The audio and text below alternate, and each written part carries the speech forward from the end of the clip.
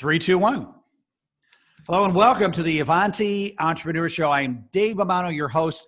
We get together once a week where I strive to bring you the nation's just greatest, most cutting edge and exciting entrepreneurs that not only willing to share their successes and their wins, but also share the ups and downs, the roller coaster ride of entrepreneurship. We all have the crash and learn story.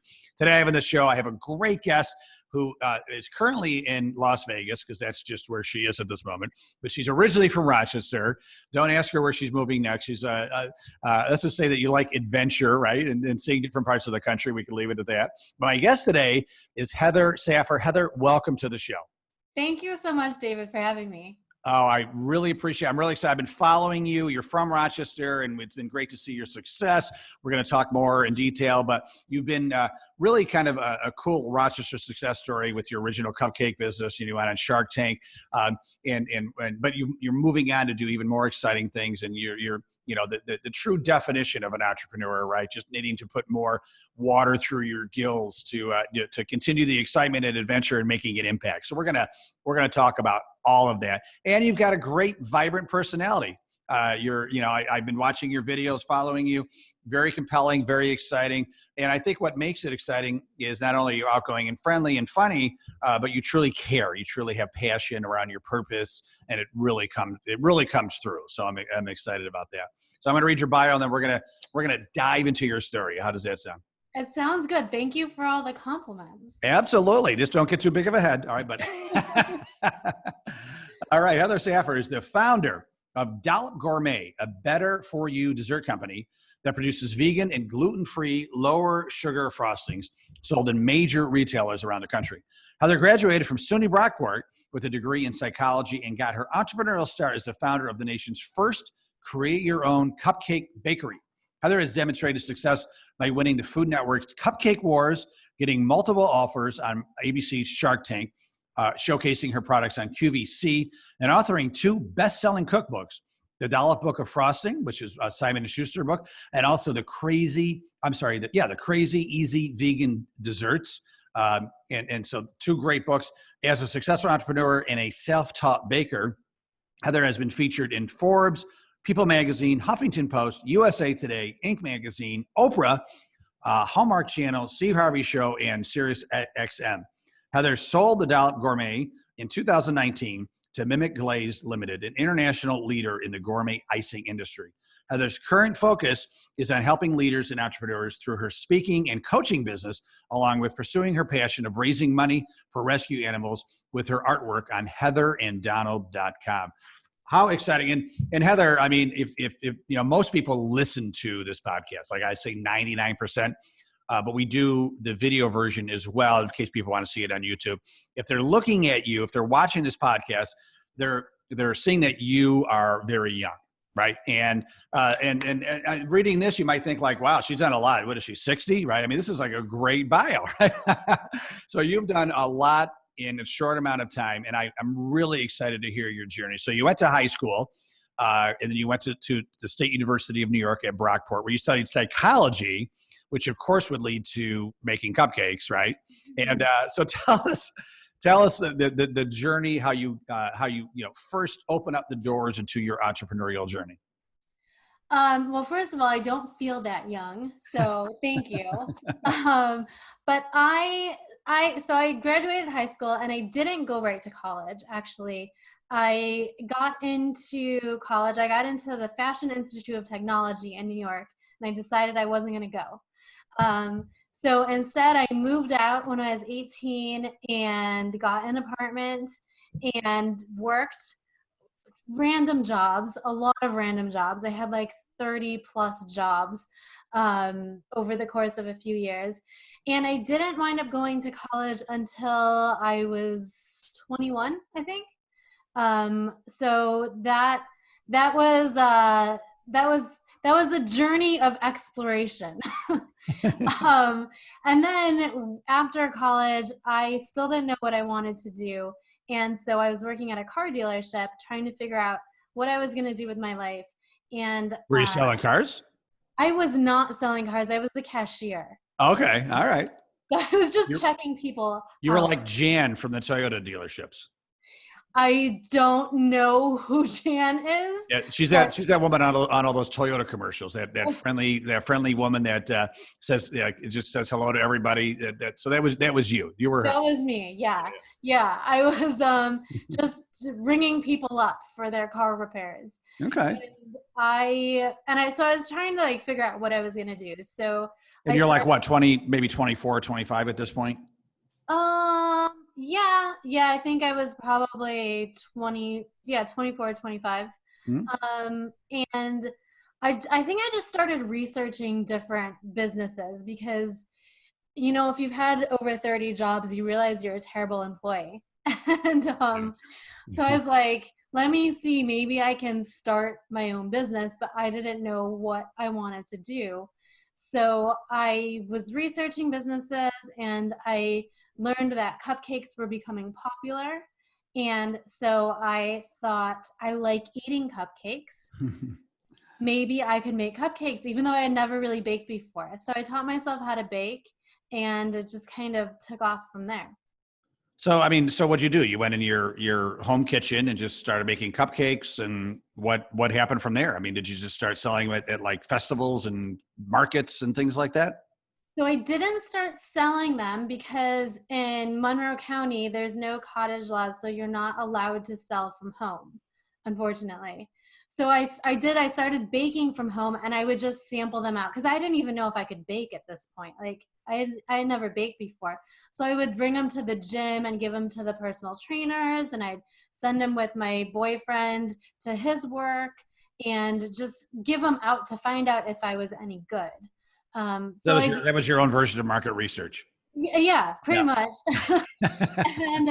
And it turned out well. Apparently, I was good at it, and so then I started just kind of reaching out to other places and doing some like donation based cupcakes for events to really start to get the name out there. My name, no one knew who I was, and so I was doing that until I actually approached the news station and kind of told them my story and wanted to see if I could get on the air. And that's when it really took off. And I was able to rent space inside a bakery kitchen. And it's a long story. I'm just trying to compress it. Yeah. But Well, that I was mean, the it's beginning. kind of a cool story. I mean, I assume you were working another full-time job to bring in money in while you were giving away these cupcakes, doing your rustic market research, right? Yeah, I was still that cashier at the car dealership. Okay. Yeah, yeah. I love how you decided to give it to, the personal trainer at the gym, right? Like he's probably like, I only eat, salads, but I'll try your, if he liked it, right? Then anybody, right? Well, how was that first batch? I mean, was it not great? And then you just got better and better based on feedback? No, I think the first batch was good. Like it actually, and I'm saying this because I've never been good at anything. And so this is why I pursued it, is because that first batch was good. It happened to be something I was naturally good at.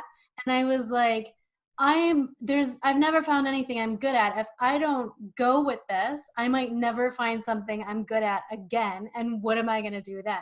Like I was the person that in high school I tried out for the basketball team, the volleyball team, the cheerleading squad, like every team I could. I auditioned for the school play. Like I made nothing. I couldn't make anything. So when I found something I was naturally good at, I was like, I better run with this because there might not be another thing. You're kind of like an accidental entrepreneur. Yeah, probably I'd say that. You heard about that cupcakes are a trend. Let me try to make some cupcakes, and wow, I'm in my zone of genius. Yeah, but it was for sake of not knowing what else to do. Like I Yeah. was just at the end of the road. What did your parents and your friends think about you? I mean, you're 20 in your mid 20s, went to college, and you're a receptionist at a car dealership. I mean, are people like? I wonder. I'm thinking that you have this great personality that I'm sure you had back then as well. I'm thinking that people thought she's just got to find her groove and things are going to take off. Do you think that was the impression people had about you? I hope so. I had a lot of problems. Like when I was a teenager, I had severe depression and Hmm. anxiety. I was hospitalized for a bit.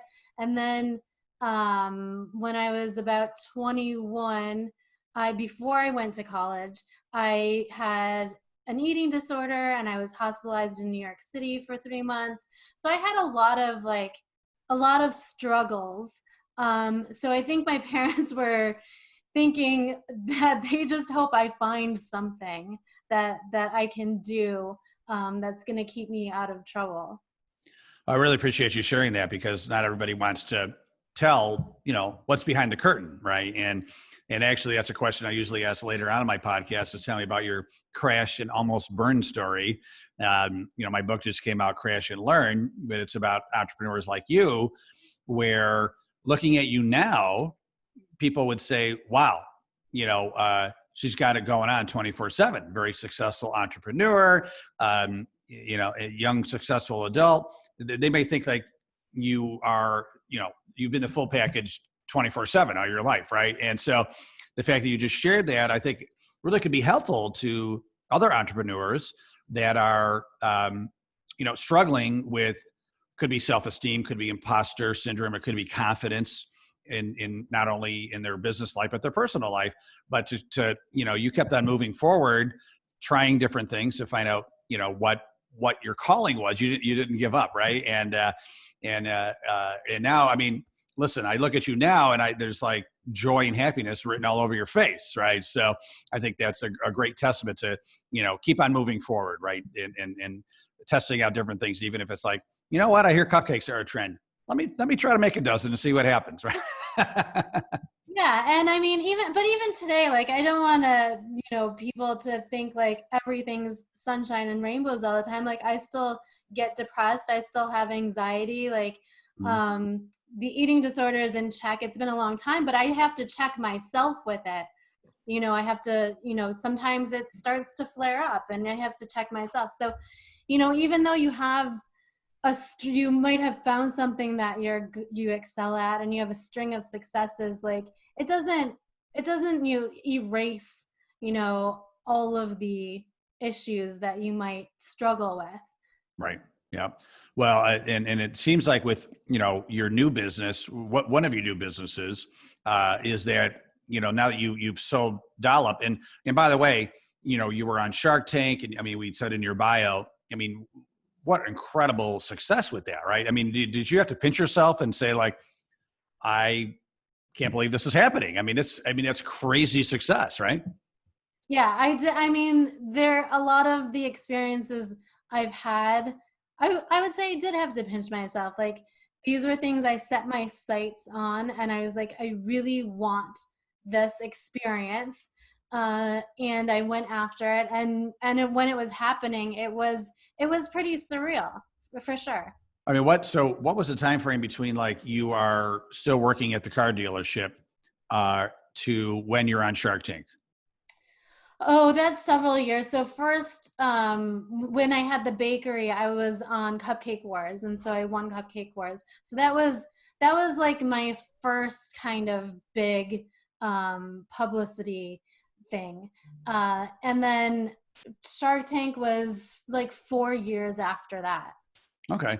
So the Cupcake Wars, was it a few years after you left your, we'll say, real job? It was, and that was there. I had my big crash and burn actually before Cupcake Wars, and that's a whole story. But that was I had entrusted this guy who said he was an investor, and I let him manage my business because I felt like I couldn't do it on my own because everyone said you can't do it on your own, like you need help.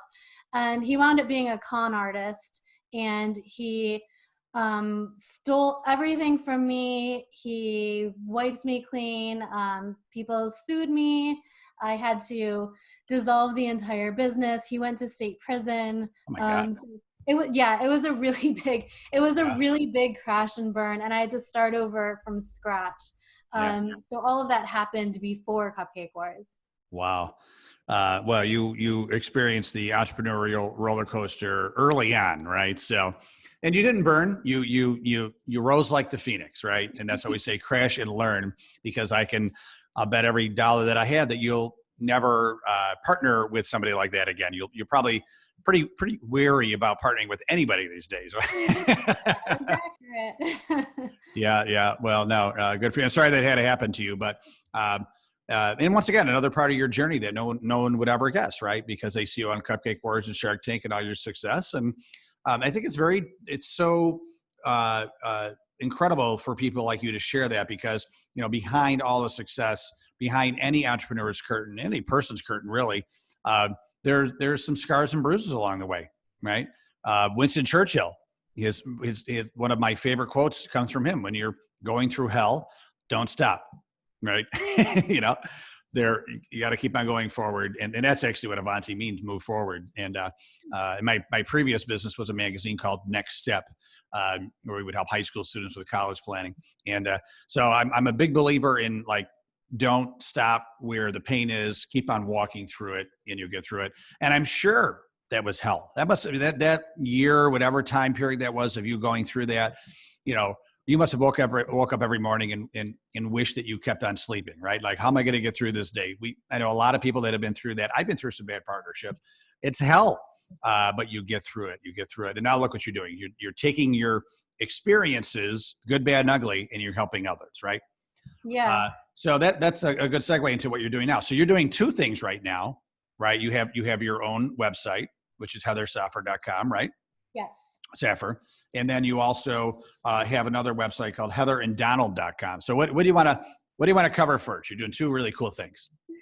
Let's go with heatheranddonald.com. It's a passion project. All right. heatheranddonald.com. Tell us about Heather and Donald. Heather and Donald is named after me, obviously, and my dog Donald, who's a rescue dog, and my best friend. And I just have such a passion for animals, and I've always wanted to do more to help rescue animals and raise money for animals. So I decided to take some of my drawings, some artwork that I do, and put them on apparel and home goods. And 20%, I always say at least 20% of proceeds, because I'm pretty much donating all of it to different rescues every month. Because it's not, I didn't create it as something for me to have a career, and it's really truly to just use my artwork to raise money for animals. I love that.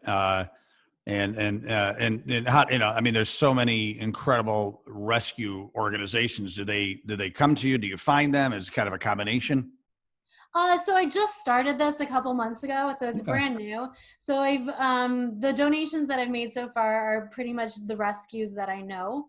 And I'm not limiting it to just cats and dogs, although it's very important. Those are the actual first rescues, but I'm trying to use the Instagram and the social media to also raise awareness for other wildlife and animals and animal facts. And I did a post the other day about sea turtles and kind of facts about sea turtles and how you can help sea turtles. So, because I love all animals, so I just want more people to be aware. Are you a vegan? I'm a pescatarian. Okay. I do eat some fish, and I have celiac, so I can't eat gluten. So I'd love to be vegan, but there's so many other things that I can't eat that it's really tough. So you got to eat. You got to eat. Now, I have a good friend from college, Peter Nussbaum, and he and his wife started a animal sanctuary. And they rescue pigs and turtles and chickens, and I mean, they have like this whole farm of rescued animals right now. Where is that? It's in downstate New York. It's called the Tamerlan Farm Sanctuary. I'll connect you with him. Yeah, they're doing some great things. He's a lawyer in New York City by day, and then he and his wife at night are doing the whole animal farm sanctuary. Yeah, it's really cool. Yeah. And they're I follow him on social media, and it's he'll be holding this this new baby pig or chicken that they've rescued, and they're so cute, right? And it's I still I don't eat a lot of meat. I try to be plant-based as much as I can, but every time I see one of those cute little pigs he's holding, I'm like, all right, I gotta go plant-based 100%. Yeah, I'm on the fence. I'm on the fence. So that is very cool. So if people want to learn more about that and donate, et cetera, I mean, they donate, but they actually like buy products from you, right? Yeah. They buy T-shirts, et cetera. And I went to your website this morning, and they're really great stuff. So it's kind of like, oh, she's an artist too, right? So you went from like not making anything in high school to like, wow, like this Renaissance woman. So maybe you're a late bloomer. Is it? Maybe that's fair to say, right? No. I hope I haven't hit my peak already. I think you're still on this big incline. There's no doubt.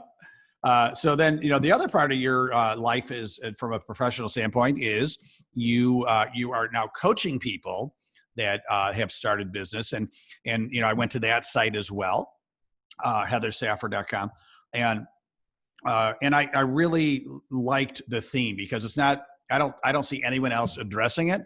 And you were nailing it. You were like leading with it, but it basically addressing loneliness as an entrepreneur. And not a lot of people talk about that, because we want to put our best face on. Oh, it's great, things are wonderful. Our net profits are up by 30%. Yada yada yada. But at the end of the day, the cameras go off, and a lot of entrepreneurs are very lonely. And I think there's different types of entrepreneurial loneliness, right? There's like, I'm working in my home all day by myself, and I'm just damn lonely. Like, I need to see people. But I also know entrepreneurs that are lonely that have bigger companies, but the employees don't know what the entrepreneur, the CEO, whatever, the owner, it's going through. And they can't talk about it with anybody, payroll, et cetera. Just the stress of running a business. They can't talk or they don't talk to their team about it. Maybe they could, they should, but they bring it home, and they're very lonely with those thoughts too. So I love that you're addressing that, because I do think it could be very, very debilitating. It could lead to depression and anxiety. We're very social creatures. We need to communicate and talk through things. So tell us a little bit more about that coaching business and how you're really addressing what's going on with being lonely as an entrepreneur. Yeah, my goal with it is to really help entrepreneurs and leaders, because it's not just entrepreneurs, right? It's, management, anyone who's a leader, really, find their power through loneliness and kind of flip it on its head. The biggest mistakes that I've made are when I felt alone and I felt like I was desperate for help. And those are honestly the biggest mistakes I've made, is when I feel like I'm desperate for help. And I think that there are ways, and I've learned ways to take the feeling of being alone and make it a positive thing, and work through it and find your power in it. And we all need, community and other people, but you don't want to, need other people so badly that you wind up leaning on the wrong people. So when you get to the point where you can find the positives in being alone, and you can find how it builds hardiness and how it makes you more resourceful and it makes you more creative, then when there aren't people around, you don't completely fall apart. You can kind of turn inward, realize that you have an internal locus of control. You can push yourself, you can lean on yourself. This is going to make you better and stronger, and you can move forward, and you're going to be stronger, and you're not going to fall apart when these things happen again. Was this through some personal experience? Did you have many moments in your entrepreneurial journey that you just felt just damn lonely? I mean, it's happened a lot. Yeah. I've felt lonely a lot. And I mean, the whole story of my crash and burn, that was not just me feeling alone, but it was other people telling me that I couldn't succeed alone, that I needed help, that I didn't know what I was doing. And so the first person that came along to offer me help, I was like, all right. And, everyone says I need help. So here you are. And he wound up being a con artist. But I mean, there are definitely other times that had happened as well. Not to that extent that, I leaned on someone and they went to state prison after wiping me clean. But even when I took investors later on, like it wasn't the best decision for me. And it stemmed from feeling like I needed help. I couldn't do it on my own. And kind of getting to that point of desperation a bit. And I always said, like, I always wanted, especially when I was starting out, I always wanted to see entrepreneurs who were successful and were, doing what they wanted to do without the help of a husband or a wife or a business partner or family. Because that was me, and I didn't see other examples, and I kept pushing myself to succeed because I was like, I need to be that example that you can do it without, someone in your corner all the time. Yeah. And how do you feel about that now? I feel like I did what I wanted to do, and it's not, and even now, like I have a fiance, but he doesn't help me with my business things. Like, I do still feel alone in doing it, but I feel so much stronger, and I know all of the tactics now to make that work for me instead of against me. Yep. Have you ever joined like a mastermind group or one of these, groups of entrepreneurs that get together monthly and just kind of commiserate and connect? I have not, no. Yeah. Maybe I'm more like a real loner. Right. Maybe you are. Maybe you are. Well, maybe we got to find like 5 or 10 people that we can all just get together once a month online and just kind of commiserate. Right. So. Yeah. So there's another thing. So with the cupcake business, right? With Dollop, it was a great brand. It was a great company. Do you have anything to do with it anymore? Have you walked away? I'm still doing some of the social media for it. I wasn't, and then I took it back over again. And I've become pretty close with the new owner. Mm-hmm. So I'm not involved, but I'm still there. It's your Watching, baby, right? But you don't own it anymore. No. Yeah. So I mean, and so I want to address that because that a lot of entrepreneurs, that baby that they birth becomes, like who they are. That's like their identity, Mm-hmm. right? Like, you were the Dollop person, right? And you created a really iconic brand, not only with the name of the company, but you, right? Like people knew you because of Cupcake Wars, because of Shark Tank, right? And a lot of entrepreneurs have a tough time like walking away from that identity, right? Like you kind of, for all intents and purposes, burned the bridge and or burned the boat and built a new boat. And how was that? How was that walking away from this brand that you literally created from nothing, that you birthed, and saying, all right, here you go, and then going to start over, really? I will say it's really difficult, but maybe not for the reasons you're thinking. I didn't think of it as my baby. I mean, I guess it was, and it was my whole life, especially for a very long time, and I had been doing it for 10 years. Hmm. And so walking away from it was what I wanted, and it was hard. But the hardest part is it was my identity, and I think the hardest part is not convincing or like showing myself that I'm something without it, but it's kind of like getting other people onto the same boat as me, and trying to do something different when everyone thinks of you as one thing, and you're like, well, no, wait, hey, I'm not that anymore. Like, I'm over here. And that it's a lot more difficult than I thought it would be. Yeah. Well, it's going to take some time, right? Yeah. From going from the cupcake person to, the person that is coaching loneliness and, rescuing animals, right? So, but I think what ultimately happens is you become known as just like a really great entrepreneur that is, impacting the world, in different ways during different stages of your life. So, do you still make cupcakes for fun on your own? No. No, you've had enough, huh? Yeah, see, that's the hard part is like I'm so completely done with the cupcakes, You but just cut other that out too. people, yeah, but other people aren't done with me being done with the cupcakes. Right. Yeah. Yeah. Enough of the cupcakes already.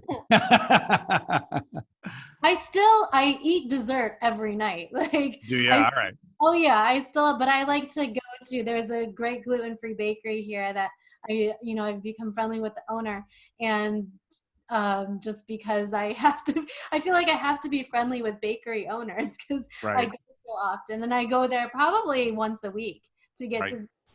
So I still like going to bakeries. I just Yeah. don't really bake anymore. Yeah. Yeah. You've had enough. Right. What Yeah. about like walking into a bakery? Have people like recognize you? Like, oh my God, that's the woman from Dollop. No, That no, hasn't happened. Yeah. no. Uh, I'm not outside of Rochester. I was gonna say maybe just Rochester because you were, Yeah. we were proud of you. Like you made it big, right? So, yeah. And you're very modest about it, though. I love it. So, excellent. So these new ventures, I know you said Heather and Donald is very new, and the coaching business is very new as well. Yeah, actually, I haven't told anyone about the website yet. Okay, all right. Well, let's launch it here first, right? And it's your name, right? Yeah, I finished putting it together a couple of weeks ago, and I still Yeah. haven't told anyone about it. So, Well, folks, visit heathersaffer.com, and it's fantastic, right? So, and it's Saffer.